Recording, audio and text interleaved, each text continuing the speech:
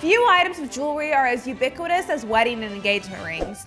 As heirloom pieces that are often passed down from generation to generation, it sometimes seems as if diamond wedding rings have been a tradition for centuries. But of course, the history of wedding rings is a lot more complicated than that. And diamond engagement rings are far more modern than you may realize. No one knows for sure when using rings to symbolize marriage first began, but there's little doubt that they've been used for thousands of years. Many historians believe that around 3,000 years ago, the ancient Egyptians, gosh, is it always the Egyptians? Utilized braided hemp or reed rings, with the circle of the ring acting as a symbol of love between a man and a woman. Ancient Roman society had 3 different kinds of marriages. Usus was an informal relationship between 2 people of the lowest classes. Coemptio was a marriage, but the kind that the bride was literally bought and sold by her husband and father. Hey. The closest Roman equivalent to modern-day marriages was conferatio, and only the most elite classes of people were allowed to participate. It was also the only legal form of marriage in Roman society. In conferatio marriages, the groom presented a ring to his bride, usually made of iron, which was a very valuable metal at the time. These were the first metal wedding rings. But where the Egyptians used rings as a symbol of never-ending love, the Roman wedding rings were more like a shackle. Some historians believe that the rings used in Roman ceremonies indicated the wife was now property of her husband. Very, very unromantic. Throughout the centuries, different societies had their own take on wedding rings. In the Middle East, complex puzzle rings were a popular token of love. Puzzle rings are made of several different bands that, when combined correctly, form one unified band. Married Europeans during the 1500s and 1600s wore something similar called a gimel ring. The bride and groom would exchange bands upon engagement, and then, at the wedding, both rings were combined into one for the bride to wear. In the Renaissance, posy rings were exchanged. Posy is an archaic word for poem, and these rings were engraved with, of course, love poems. And what about a thimble as a symbol? Hey, that rhymes. Puritan immigrants in early America gave thimbles to their bride as a show of humility.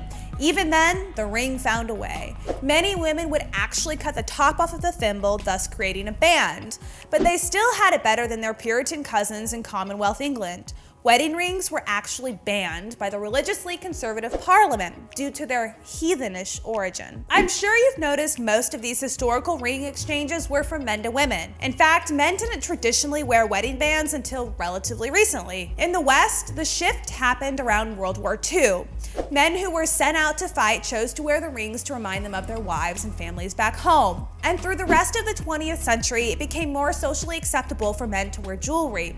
They really leaned into it in the 1970s, which meant more and more men decided to wear wedding rings alongside their beautiful brides. Have you ever wondered why we wear wedding rings on the ring finger of our left hands? There are several different answers for this. Some people believe it started, again, with the Egyptians.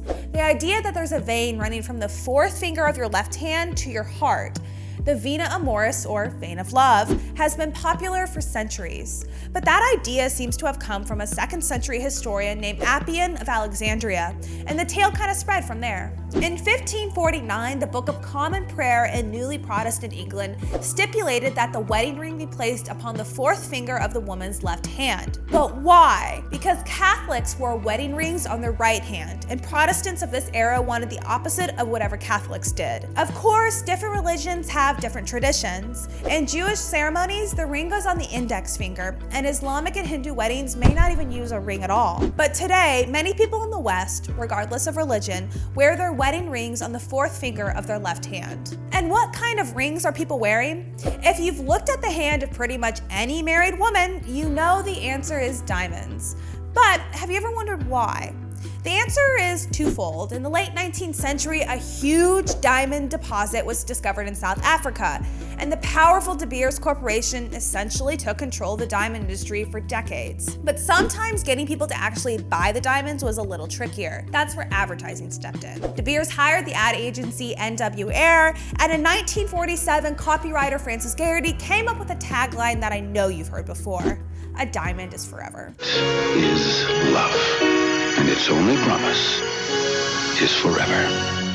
So, a diamond engagement ring isn't a centuries-old tradition, but rather a combination of ancient symbolism, 16th century Protestant doctrine, 19th century industrial colonialism, and 20th century advertising genius. Pretty complicated history for such a small piece of jewelry. Have you ever given someone a thimble as an engagement ring? How did that work out for you? Tell us your tale in the comments, and as always, don't forget to like and subscribe. For more information on the topics we discussed today, check out the links below. Thank you for watching.